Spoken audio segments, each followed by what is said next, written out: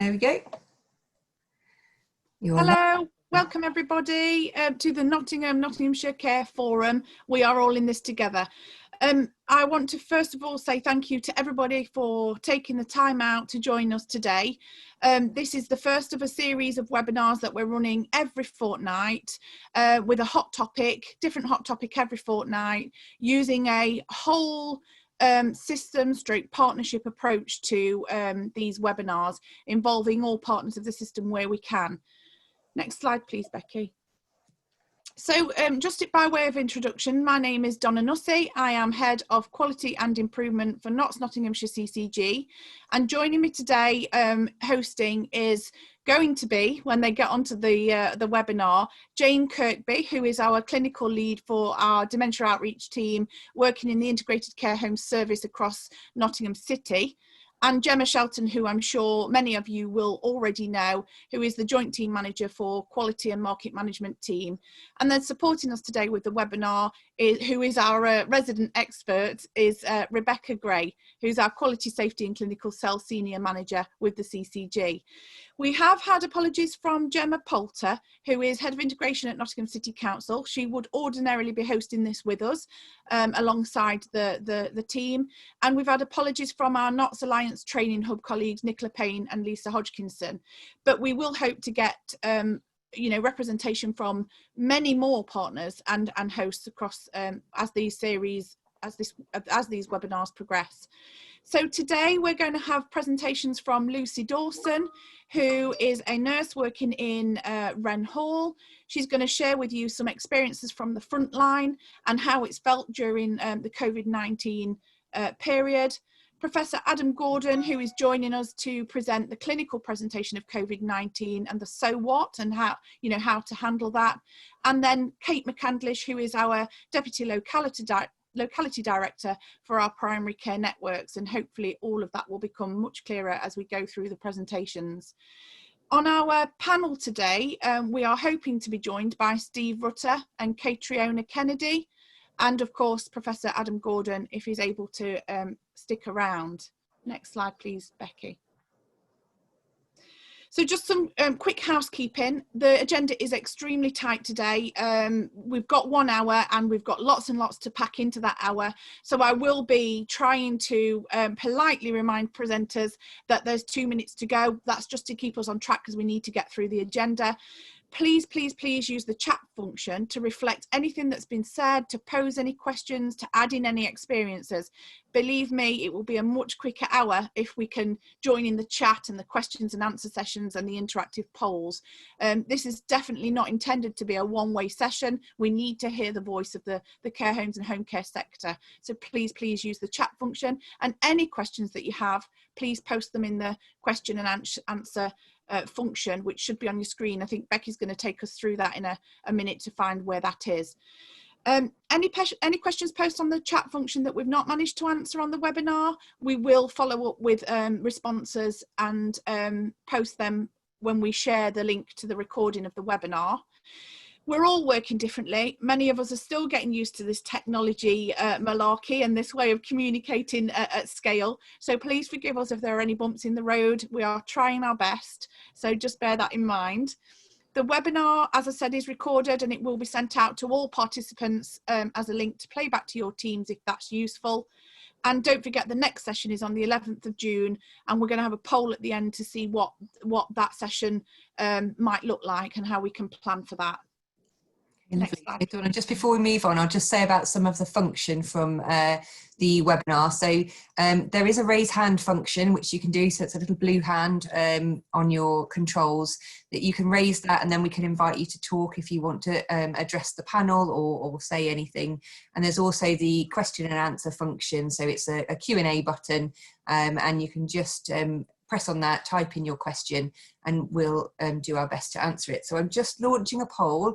If you can let me know if you can see those functions, it's helpful for us.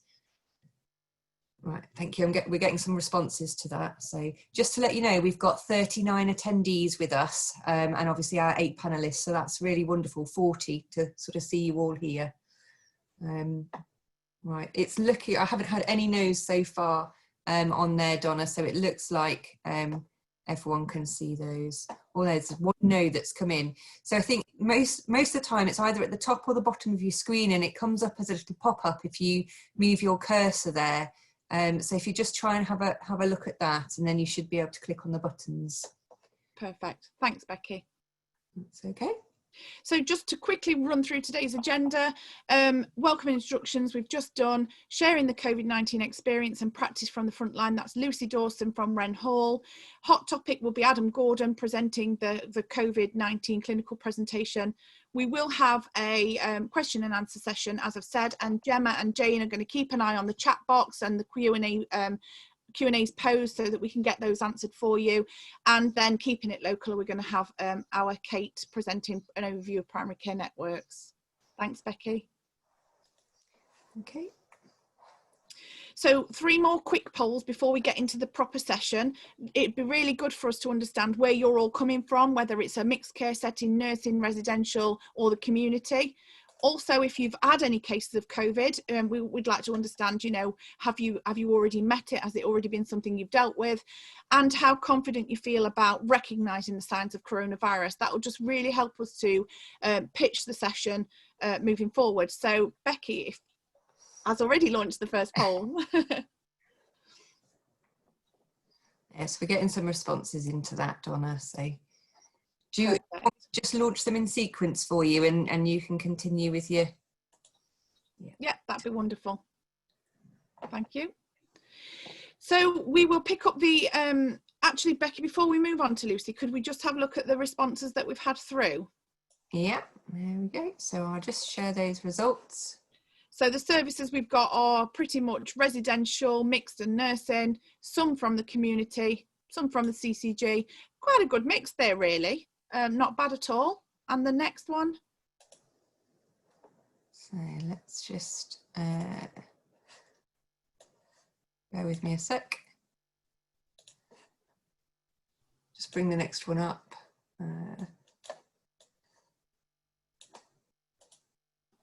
Right. Thanks, Becky. That's okay. Right, so COVID cases is your next one, so I'll just launch that now.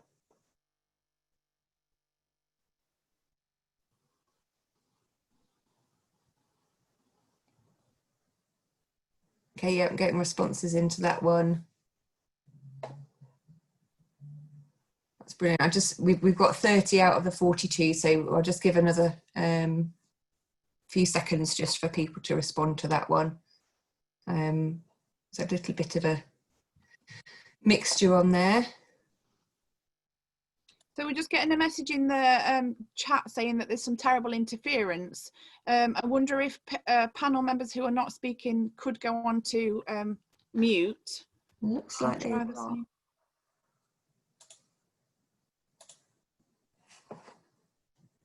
Right, there's your results then from... Okay, so a real mixture there again around people who have experienced cases of corona and settings that haven't, and obviously the few that are not applicable. And then confidence-wise, again, a pretty even split. So you can see the dilemma of, you know, how do we address this and pitch it at the right level. So thank you very much, everybody, for participating in that poll. So if I could hand over to, is Lucy on the panel? Has Lucy managed to join us?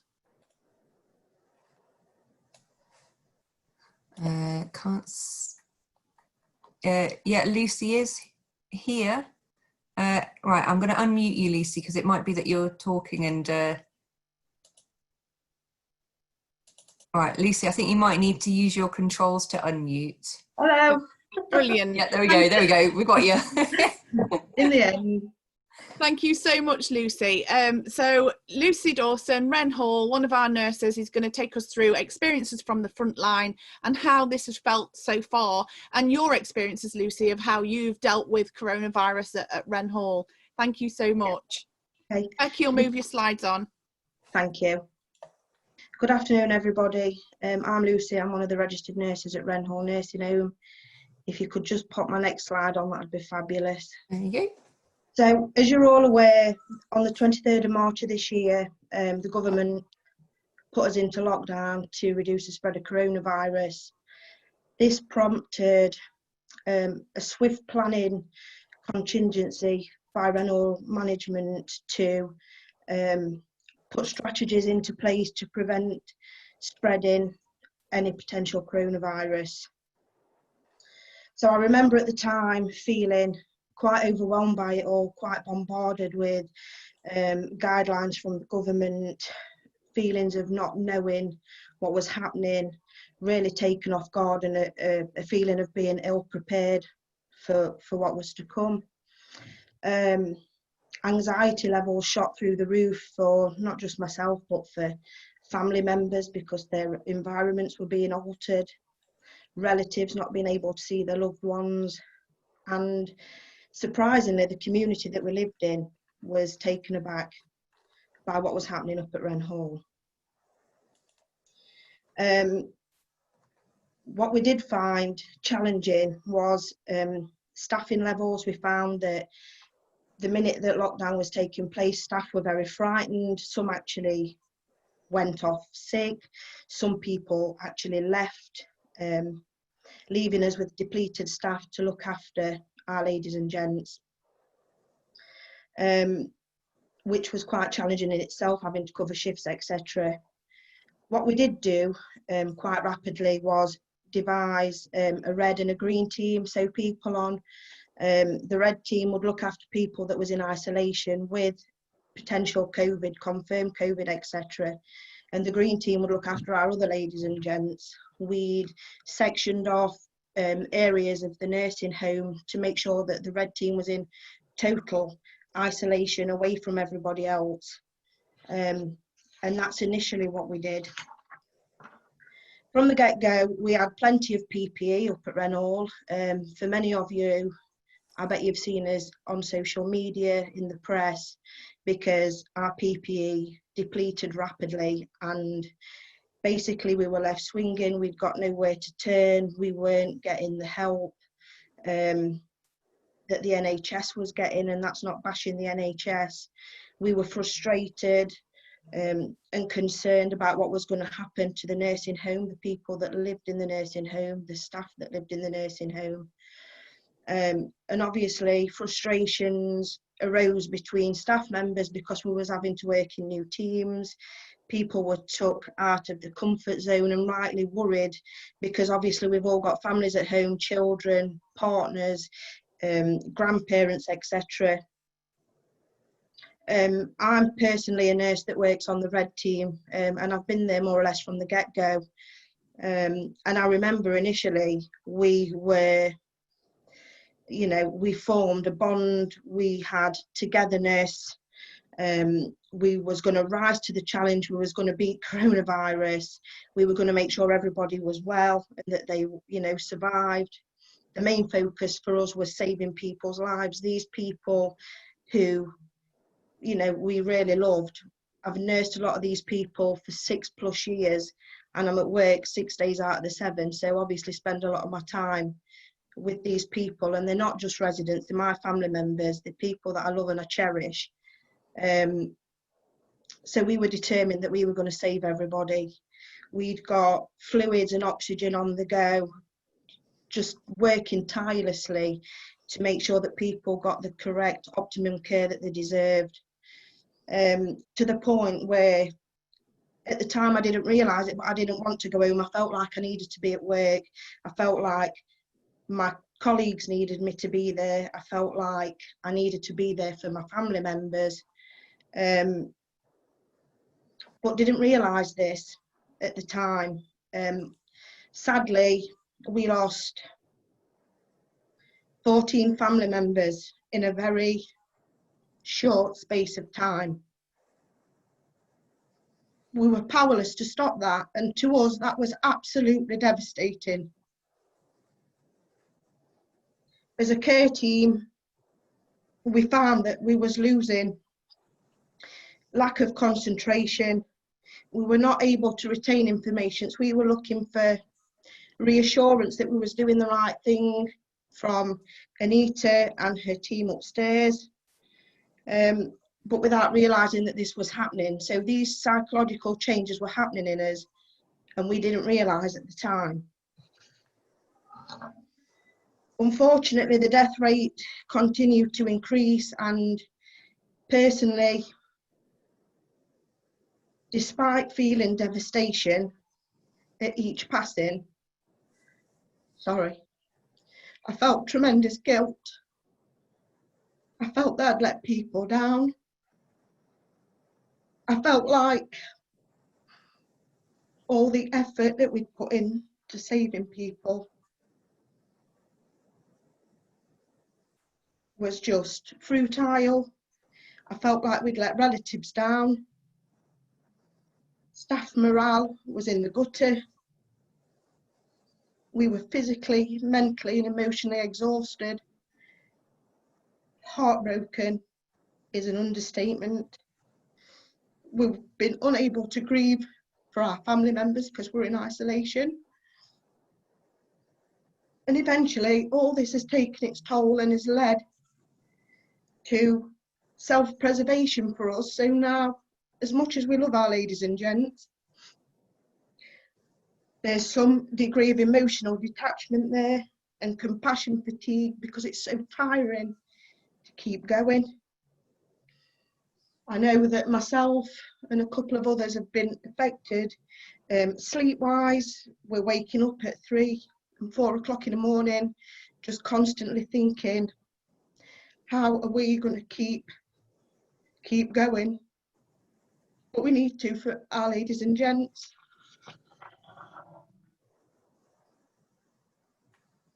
So our reclamation phase, for the team and for us as a whole, we had to accept the truth that not everybody was going to recover from COVID-19. We began to accept the situation we were in, and we took stock of what we was doing, and we went back to basics, and we do what we do best. We provided optimum palliative care for these people.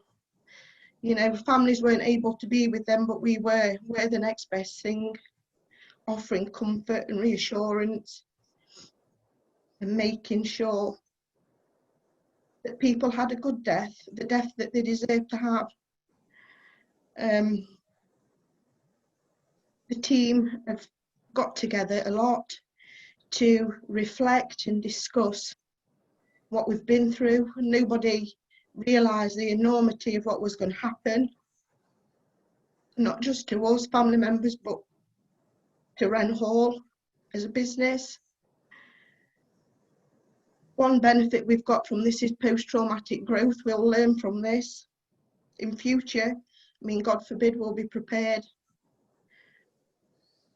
We've sourced peer support and counselling for the red team and green team if they need it.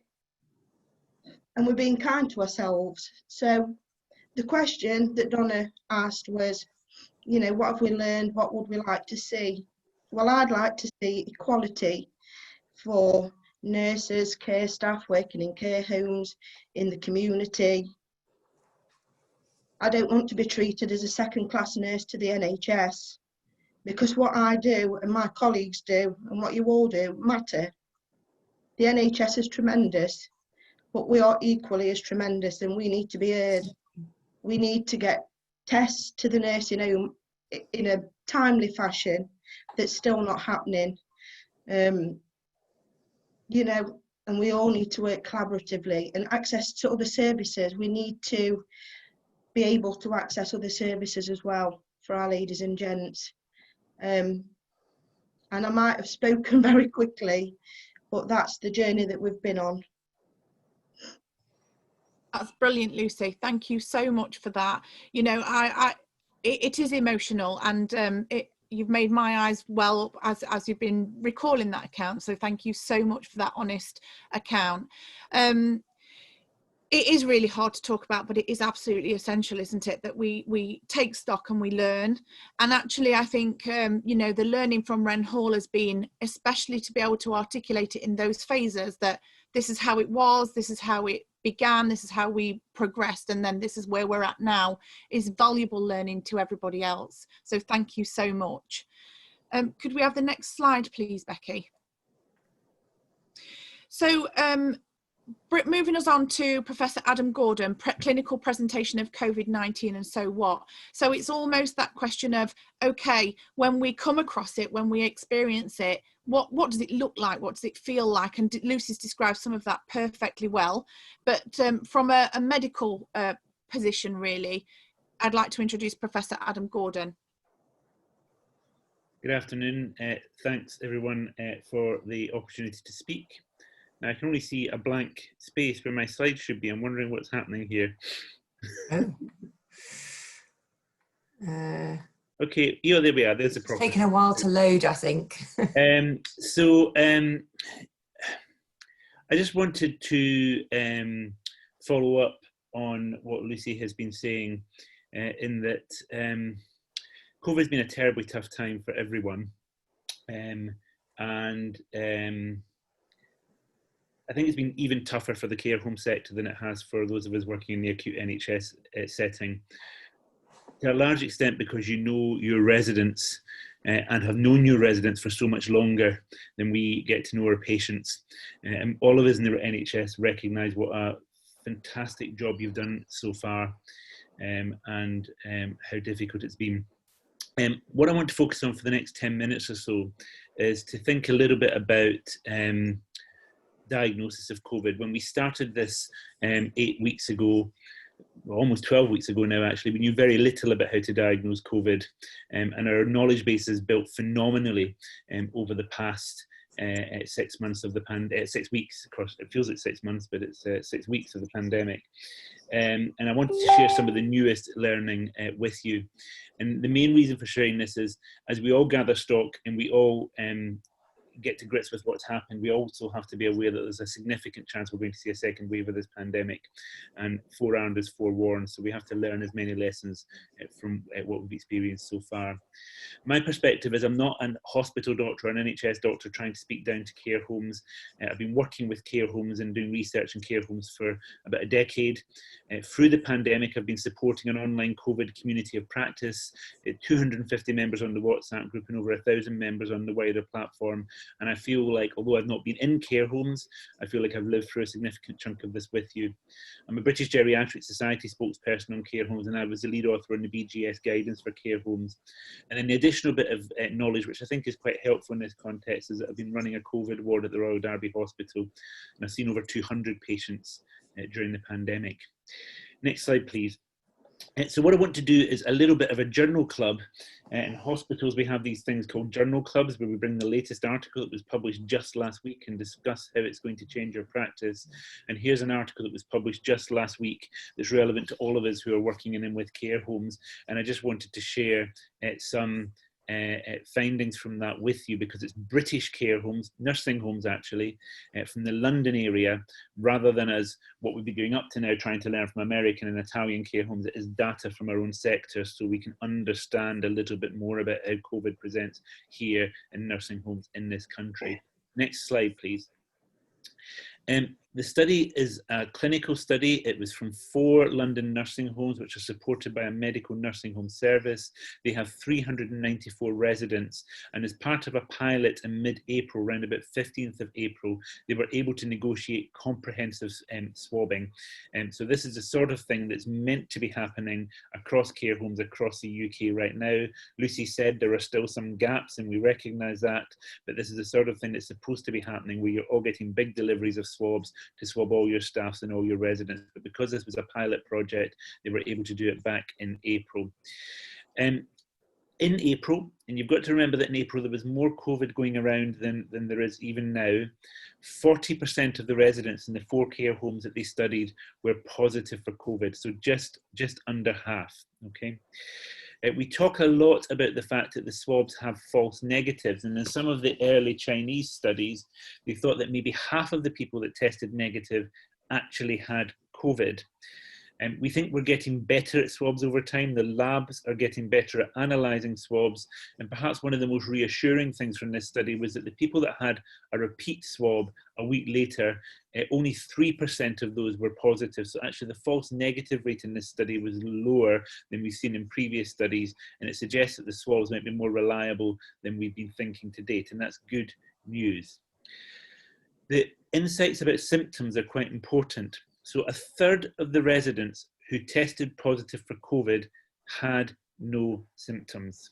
Okay, so a significant number of people that are carrying COVID in care homes will have no symptoms. Now, this was a month ago, and we'd expect, because there's less COVID circulating in the population at the moment, that that figure would be lower. But we have to be prepared for the fact that as you all do blanket testing, that you're going to find residents who have no symptoms but turn out to be positive for COVID. And if you're swab positively for COVID, the answer is that you need to be treated as if you have COVID. You need to go into isolation for the full isolation period. Okay. But perhaps more important, 71% of those with symptoms had typical symptoms, so cough, nasal stuffiness, breathlessness, but 31% of those had atypical symptoms. Now, we call them atypical symptoms because they're not in the journal articles describing COVID, but anyone who's worked in a care home or anyone that's worked in a geriatric medicine ward, as I have through this crisis, will no longer think of these as atypical symptoms, because they're things like loss of appetite, decreased oral intake, and confusion. So up to a third of people did not have the cough, the breathlessness, the nasal stuffiness. They had confusion, or they had diarrhea, or they had loss of appetite. Can you go to the next slide, please, Becky? This graph is something called a forest plot, and I'll just explain it to you. It's quite easy to understand, actually, okay? Everything that's to the right side of the line and is in blue means that that particular symptom is predictive of a positive COVID swab. And the further a line is to the right side of the line, the more predictive that symptom is of a positive COVID swab. And what this graph tells you is that of all the symptoms that predict COVID in care home residents, the most predictive symptom is anorexia. It is loss of appetite, okay? The second most predictive symptom is cough and breathlessness, followed by fever, followed by confusion and altered behavior. So it's really, really important that we bear this in mind when we're looking for COVID in our residents, that they may not present in a typical fashion. Can we go to the next slide, please? So that's a summary of that article. The slides will be shared afterwards. You can go and Google it. It's open access. It's available on the internet. You don't need any special university logins to be able to access it, and you can digest the information for yourself. And if any of you have any questions about how to make sense of it, you can contact me on Twitter, by email, or through the WhatsApp group if you're on that. But I think coming from that, we have to sort of establish some broad rules, okay? First of all, diagnosing COVID is difficult in care home residents, okay? And we all have to recognize that, and that we have to be quite careful about how we go about diagnosing it. And we have to also recognize that we'll all get it wrong from time to time. Because of that, we need to err on the side of caution. So you need to be isolating until you're confident that the resident doesn't have COVID. That's how you protect your residents from rapid spread of COVID through the care home. The other thing we all need to remember is that other illnesses can be the cause of COVID-type symptoms. So we need to treat the other things that the residents might have, yeah? So if they've got diarrhea, we need to consider that it might not be COVID that's causing the diarrhea. If they've got breathlessness, I've just seen a question from Rakesh, is it anosmia, not anorexia? No, the answer is anorexia, Rakesh. Anosmia wasn't covered in this study. I've lost my flow now because I saw Rakesh's question. Yeah, so we need to remember that other illnesses can cause COVID and keep an open mind. And one consequence of that is where residents get breathless and they have chest, chines and symptoms. We have to remember that people can have either bacterial pneumonia with COVID, or they can have bacterial pneumonia that presents quite like COVID. And certainly it's the case in hospitals that everyone that has chest signs or symptoms gets antibiotics for their chest. And this should probably be the case in care homes too. I think early on, some of my colleagues working in the community felt they could detect COVID much more reliably than they can now. And I think now we have to be much more inclusive and make sure that everyone with chest symptoms goes on to antibiotics. And we need to remember that even though false negatives are much less common than they initially were, still 3% of those people swabbed in that study were false negatives, and we need to remember that that can happen. Next slide, please, Becky. So my arrows have shifted, but you get the rough idea. It's when you move things onto Zoom, things move around sometimes, okay? But I just wanted to give you a flavour of how we start to make sense of this in older people that are coming into hospital, and similar sorts of processes will work in care homes. And when we look at people in hospital, we divide them into one of 4 categories, okay? And they are either the alignment of this slide has gone way off, so I'm just going to talk you through it, okay? So they're either highly suspicious for COVID, that's the top category. They are probable COVID, which means that COVID is very likely. They are possible COVID, which means that they might have COVID, or they're unlikely COVID, which means that they're very, very unlikely to have COVID, okay? Now, if they are highly, highly suspicious of COVID, if this looks to all intents and purposes like it's COVID, then even if they have a negative swab, then they must remain in isolation, and that's what's happening in hospital. They stay in isolation regardless of the swab result. If they're in a slightly more ambiguous situation, if they're probable COVID, you know, it looks like they probably have it, but they might not, you need to use your judgment, but you need to err on the side of caution. So if you get a negative swab result back and you're not comfortable to step down, it's probably safer to keep these residents in isolation, okay? The next category down is possible COVID. And in this case, you're starting to get towards the less likely end of the spectrum, and a negative swab in this group should make you more confident that you can step down, okay? And then that bottom category where it's not behaving like COVID, someone who's fallen over and has no signs or symptoms of COVID, they should only be isolated if their COVID swab is positive. So hopefully I've been able to talk through that slide so that it makes sense, despite the fact that it's all moved around. Next slide, please, Becky. It's important to remember that isolation in a single room can be really difficult for care home residents, and we're starting to get feedback from lots of care homes around the region that residents that are locked down in their rooms start to decondition and become less well. And there's been very little put out from PHE and Health NHS England about this so far, although I'm told that they will be producing isolation and zoning guidelines, we hope, in the near future. But for now, probably the best thing I've seen is for this company called Bushproof. They're a not-for-profit company. The web link is on the bottom there that goes to an academic site that links through to them. But this sort of gives you an idea of some of the processes you might take if you want to say, well, look, I can't keep all my residents in their room, but I can actually set up a COVID positive area of the care home, what we might call a red area. You heard Lucy talking about the red team earlier. That was a red area within Wren Hall. And it might be worth considering, if you've got to do lots of isolation, that it doesn't have to be in a bedroom, but that it can be in a sort of red area or a red zone. Next slide, please, Becky. I think you have to be thinking about, you've made the diagnosis, so how do you look out for people getting less well and people getting worse? We've spoken in previous webinars run by the NOTS team about advanced care planning, and I think that where you have a possible diagnosis of COVID, you need to be revisiting these with your residents. But remember that these can support escalation as well as palliation. So some of the people that have been over reading the Daily Mail recently might think that the minute that you talk about advanced care planning, you're talking about end of life care. Really, that's not what you're talking about. You're talking about making sense of someone's wishes. And sometimes those wishes will be to go to hospital. Sometimes will be to remain in the care home. It's worth thinking about getting things like respect forms in place where appropriate. It's worth considering whether residents are likely to be candidates for in-home escalation, even if they don't go to hospital.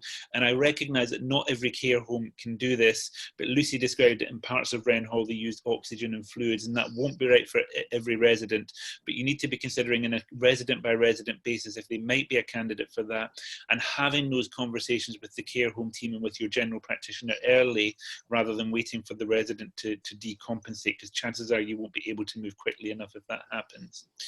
You need to think about anticipatory prescribing and having anticipatory drugs ready early. So if there's a resident you think might need palliative care, you need to organise that as soon as possible with the general practitioner rather than waiting for people to decompensate.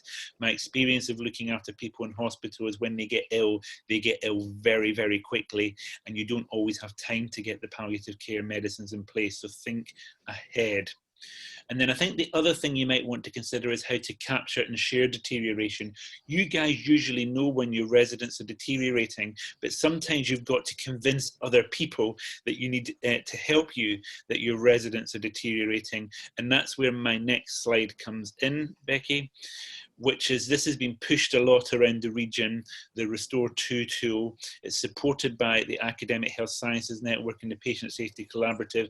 If you don't know who to speak to, you can speak to either me or Donna, and there may even be some Patient Safety Collaborative people on the webinar, I'm not sure.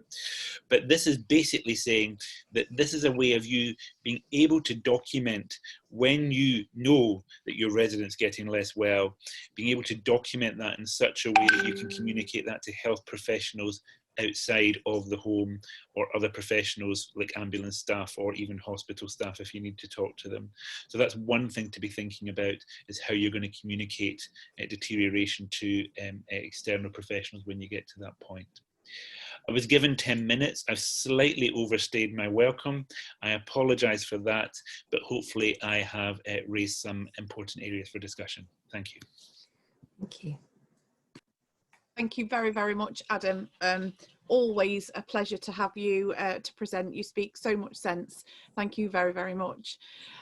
Okay, so another quick poll to just move us on into our next session, and that's how confident do you feel in managing an outbreak of coronavirus, including how to access support and where to report an outbreak to. So the options are not confident, okay-ish, feeling confident with support from the infection prevention control team, feeling very confident to manage it, or not applicable, i.e. you wouldn't be managing it ordinarily. So it'd be interesting to see where people are, how people are feeling really about managing an outbreak, given that, you know, 50%, half and half-ish of the people on the call haven't yet experienced it. So have we got some results for that? Yeah, Becky? Yes, I can end the polling there. Here we go. There's your results. Okay, so looks like mostly okay-ish or very confident, and the middle section being confident with support from the infection prevention control team. And they do a fabulous job, the infection prevention control team, in keeping on track of that and supporting people with putting things in place that they need to do. So thank you very much, everybody, for those responses. So the next section of the session today is, if Becky could move us on, the Q&A session. So we've been keeping an eye on the questions and answers and the chats that have been coming through. We'll address the one that's on the Q&A, and then there's a couple that I think we've picked up through the chats. So the first one on the question and answers is, many patients with complex needs are being cared for at home, i.e. in their own home. How are these individuals included in the health sector's strategy for care, for safe care? So not sure who on the panel would like to tackle that one. I mean, certainly from a clinical commissioning group perspective, I can answer that. You know, home care, people living in their own home, is absolutely a priority for us. We, as are every single individual within Notts and Nottinghamshire, anybody experiencing coronavirus, we are working hard to make sure that the health sector response is fully inclusive of everybody, really. So anybody else want to add to that from the panel?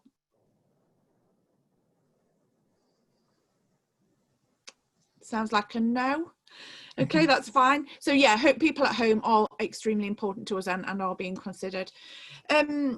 Question that I picked up, Gemma or Jane, was there anything specific for yourselves that stuck out on the chat? No, not really, not at this point, I don't think. Was there a question on the chat about patients with learning disabilities that I saw? Yeah, there was one, yeah, about the testing. Yeah, it was about testing, and I don't think that on the panel today we've got any of our testing, no. I'd like to say experts, but are people who are leading the testing. So that might be something that we pick up on another webinar, but absolutely, if that is, you know, if you need a response to that, please do email into the Incident Control Centre, the Notts Incident Control Centre, and we will get you a direct response to that, and we'll also follow up with a response to how learning disability residents are being tested and what the priority for that testing is. Personally, I think my understanding is that care homes are being proactively enabled to access testing.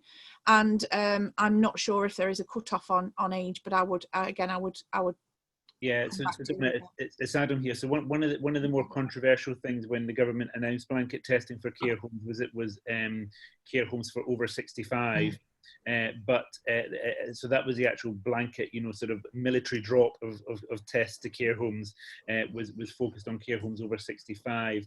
I'm less clear on whether learning disability care homes can access tests through the CQC portal, and I think that'd certainly be something worth people checking out, which is going to the CQC portal where they can order tests and seeing if they're able to get some through there.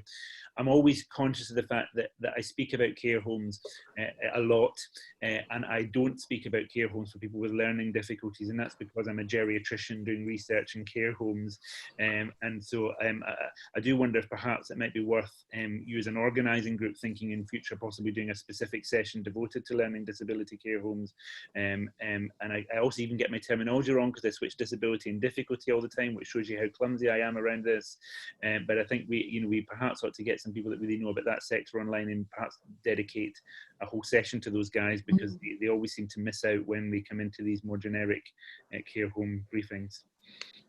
Yeah, I think one of the other things that I picked up through the chat, Adam, and maybe Steve can help us with this, is that one of the prominent symptoms that people are seeing is fever, and also thinking about the differential diagnoses like UTI and chest infections and how that is being classified as COVID when sometimes it isn't. Is there some sort of guidance or offer of a Yeah. So Steve, I don't know if Steve wants to comment because I've done a lot of talking. But if you look at the study that I showed you, fever did predict COVID, but it was what we call sensitive but non-specific, which meant if you had fever, you might have COVID, but the fever could also mean a lot of other possible presentations as well. And I think that's a little bit about my point, that we always have to be thinking of other things that people might have when they present with COVID. So, and I was just thinking back to my post-take ward round that I did yesterday morning, and there was a patient on who might have had COVID, but probably had bacterial pneumonia. And so we treated them with antibiotics for bacterial pneumonia. There was another patient that might have had COVID, but probably had a catheter-associated infection. So we treated them for a catheter-associated infection. So I think that whenever you see a temperature, think possible COVID. It immediately moves you into the possible COVID category, but you have to maintain a broad mind about what the differentials might be. And if you get to a situation where you've got a temperature, you've got a negative COVID swab, and you have an alternative explanation for that temperature, so you've shown that they have a UTI, or you've found an area of cellulitis or something else that might explain the infection, then that's a scenario where, in discussion with the health protection team and the GP, you might consider stepping someone down out of isolation. Yeah, thank you so much. A couple of questions coming in, again, more predominantly home care facing, around access to PPE and testing for people living at home. I think I would acknowledge that challenge, and absolutely there's going to be a poll at the end of the webinar today, and maybe home care is an issue, maybe home care as a topic might be something that we pick up. There always does seem to be a little bit of a favour towards care homes, but there is absolutely no reason why we can't do a specific home care focused webinar in the future and get all of the right experts on the panel to be able to answer some of your queries. Okay, so is there another poll, Becky, or are we straight into, I think there's one more poll? There is, yes. Let me just before we start up for you.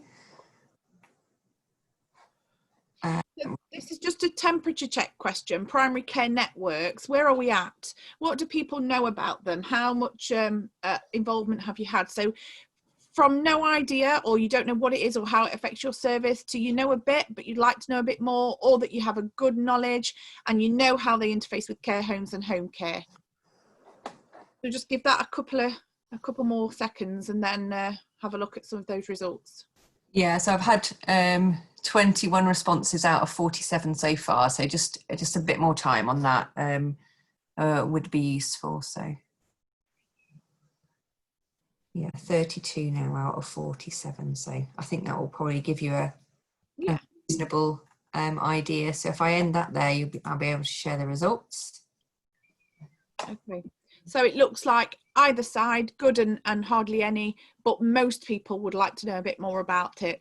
And that's really reassuring to see, actually, because it is something that we've been talking about for a little while, but not anything that we've really given a lot of attention to. So on that note, I would introduce Kate McCandlish, who is our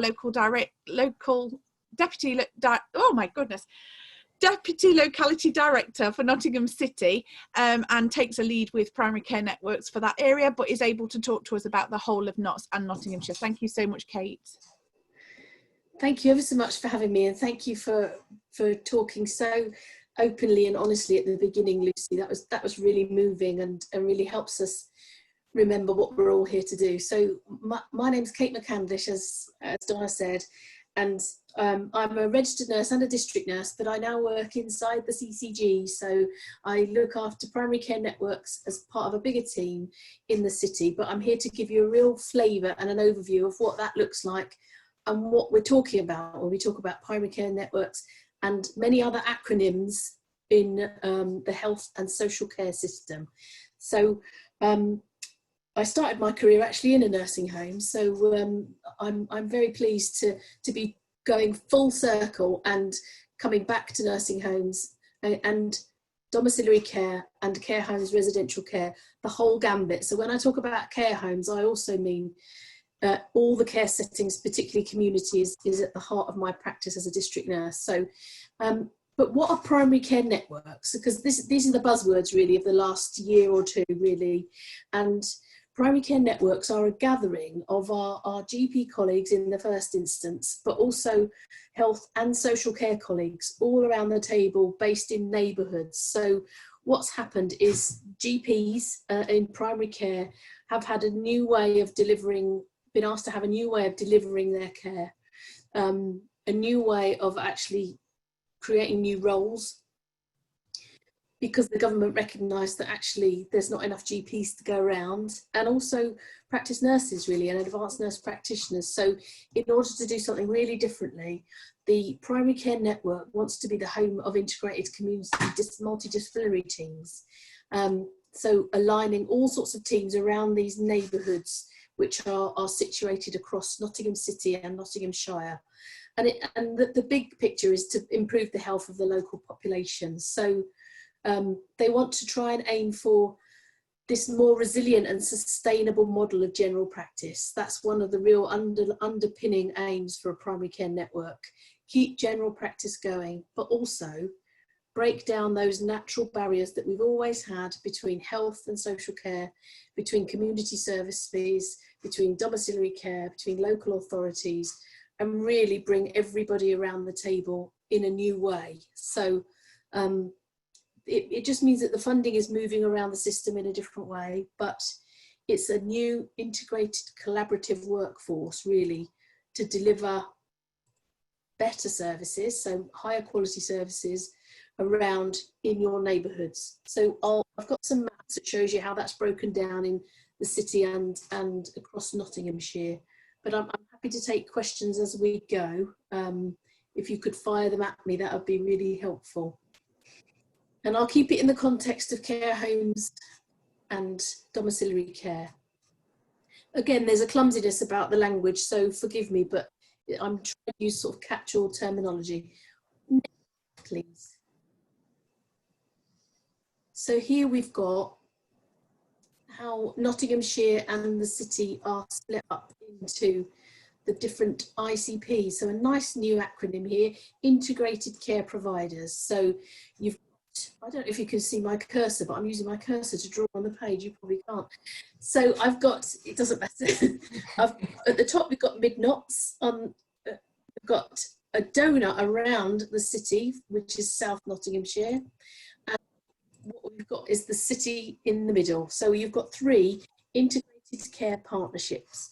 And what integrated care partnerships are made up of all the PCNs, and you'll see in a minute, but also all the voluntary sector, the acute sector, hospitals, the community service providers, the voluntary sector, all our local authorities, of which there are lots of little ones in Mid Notts and South Notts, and there's one local authority, as you know, in the city. So what an ICP is set to do is be the voice of that local population. So again, breaking it down into the constituent parts of Nottingham and getting everybody around the table to do things differently and collaborate. They're still part of their own organisation, but they're trying to do things differently and collaborate. And in particular, we're trying to do things differently now with the care home sector, domiciliary care, and supporting Donna and the enhanced recovery teams and everybody that's trying to build around this emergency response for COVID in care homes. So the next slide. So I'm not sure that's changed. Do you want to just click on another one? You just say that one? Oh yeah, that's super, thank you. So if you live, or if you're working in mid Nottinghamshire, you've got lots of different PCNs. And I haven't brought with me the link names for different PCNs, because I think what we'll do is we'll share that out separately.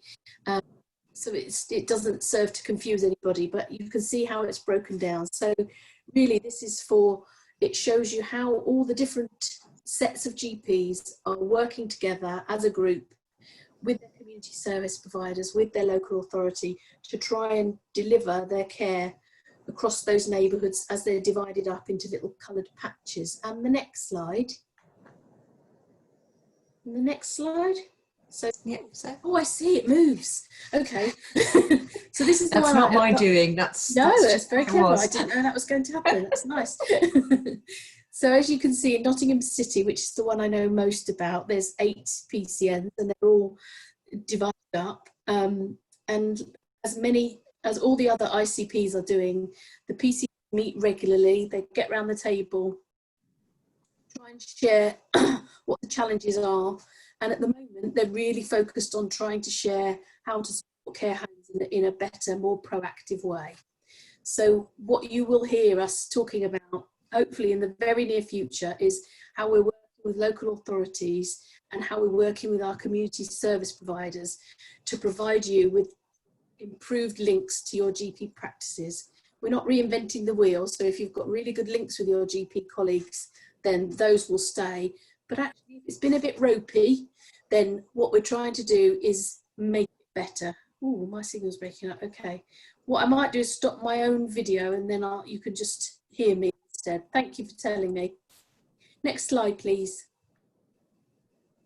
And this is the south of the area. So as I described it as a donut before, you can see if you live in South Notts, and it's not really south, it's anything not city that's south of Mid Notts. Again, different primary care networks set up around the city. And there's a question in there that I've just seen. Is there a representative in every PCN at these meetings and about how to support care homes? There is.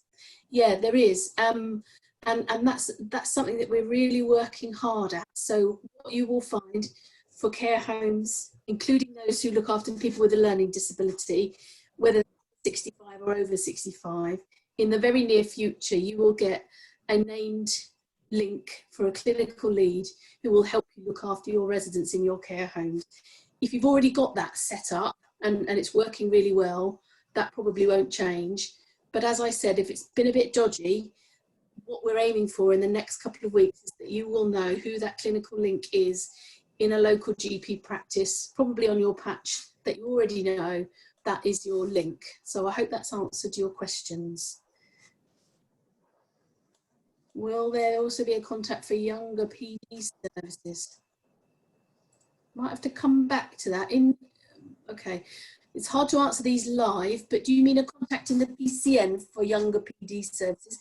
I'm going to give you a list of contacts for all the PCNs and one generic perhaps email, and then they can help you with that. So yes, definitely. definitely. Next slide, please. Kate, do you mind if I also just add in at this point? Please. We are going to be having a regular primary care network session on these webinars every fortnight going forward. So the hope is that you'll get to know who your PCN representatives are, and all of those questions can be directed to your primary care network representatives. So every session there'll be somebody that we can talk to about PCNs and how that will look in the future. Thank you. Thank you. So we'll get to more detailed level as we go along in these sessions. This is just a very brief overview and an introduction, and this is what our primary care networks are being asked to deliver. If you haven't seen this before, this is a widely known document that is part of a contract about delivery for GP practices and the associated community services wrapping around care homes. So these are the list of jobs that we need to do and aim for. Some of these are a short turnaround, as you can see, what we're expected to do by July. And we're really keen to get this off the ground as soon as possible, because of the needs of the, that Lucy has described at the beginning of this session. Actually, if care homes don't know where to go to and they don't know who to escalate care for, then it's only going to be the patients that lose out. So it's for the primary care networks to keep the patients at the centre of their thinking when they're redesigning any systems or processes around. What's the best result for the patient, for the client, for the person that you're looking after, either at home, in your domiciliary care agency, or in a residential care setting. So it's really important that we recognise the challenge that's out there, and it's my job. It's interesting that you were talking about you need to know more information about Restore 2 and SBARD.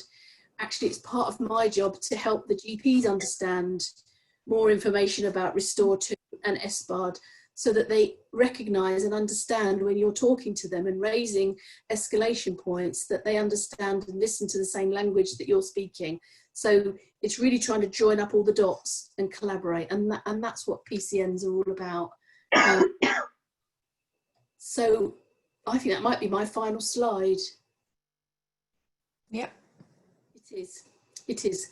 Happy to still take more questions. Let me have a look in the chat. Yeah, there was something else that came in around actually having representatives sitting in on discussions, which I think was quite an important one. So that came in from Roz. What she said was that answered the question about clinical lead support, but just wanted to know if on my local PCN, someone from a care home is sitting at meetings to look at how to support care homes. Really good point. That would be the idea, wouldn't it, Roz? I think that would absolutely be the ideal scenario. And PCNs are still at the beginning of a journey. They're still at the beginning of a journey. So there's been a lot of primary care stuff to work out, and then bringing in social care, bringing in local authorities, bringing in community service providers. And I think, as you say, the voice of the care home, the voice of the patient needs to be there. It's not happening yet, but I'm going to take that back as an aim for us to do as part of our work. Thank you. I think some of the challenges around that, Kate, around having a care home voice around the table, is that actually there isn't yet currently one representative voice. So we have a number of providers across Notts and Nottinghamshire, and how do we capture that voice? That is a very challenging problem that we probably could spend some time either at a very local level with our primary care networks, or at a more larger level with our integrated care partnerships, to look at how do we get that voice in there. And that is something that we really do need to work through. Yeah, it's a great challenge to take away though, isn't it? Absolutely. Yeah. Okay.